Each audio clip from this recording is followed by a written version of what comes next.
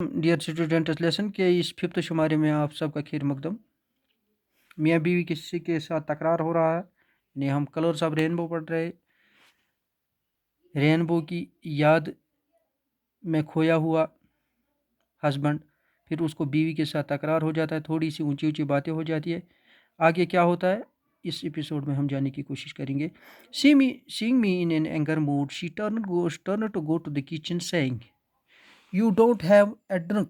You don't have to drink poison from my hand. Take it from those for whom you feel concerned."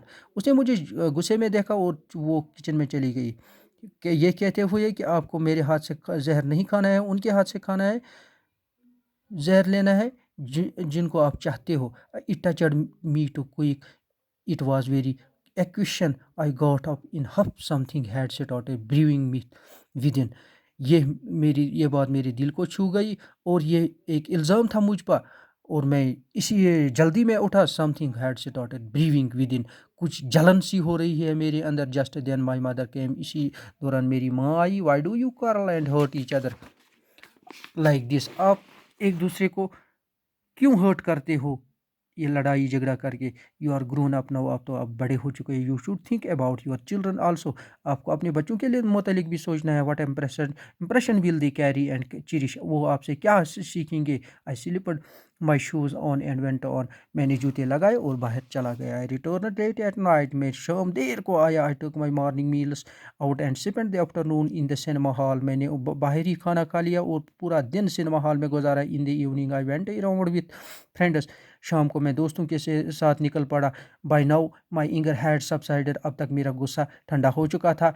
If you ask me, actually I was feeling homesick, अगर आप पूछोगे तो मैं कहूँगा कि मुझे घर की बहुत याद आती थी।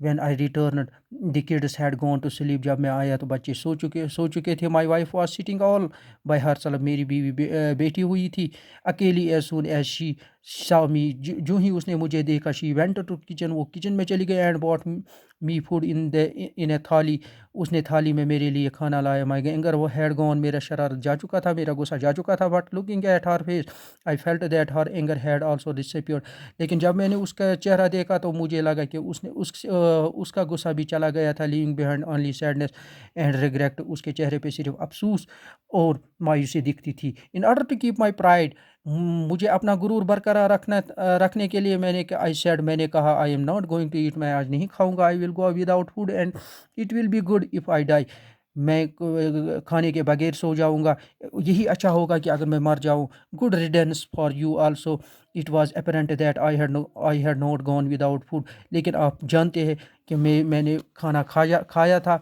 That I had my fill, मेरी पेट भर चुकी थी। On the other hand she had not eaten since morning, लेकिन दूसरी तरफ देखे उसने सुबह से कुछ नहीं खाया था। हर फेस शोड इट, उसका चेहरा ये दिखा रहा था। It was wan and weak, उसको वो बहुत ही कमज़ोर थी।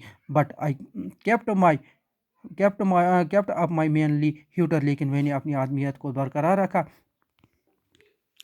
विथ हर हेड डाउन, उसका सर झुका हुआ था। शी सैड फीबली, वो डर डर के कहने लगी, नाउ कमान, अब तो मान जाओ प्लीज़, ईट, मेहरबानी करके खाओ। Forgive me, it was my fault, मुझे माफ़ कर दो, ये मेरी गलती थी। कहानी का अगला हिस्सा इंशाल्लाह अगले शुमारे में, तब तक के लिए दीजिए इजाज़त। अस्सलाम वालेकुम।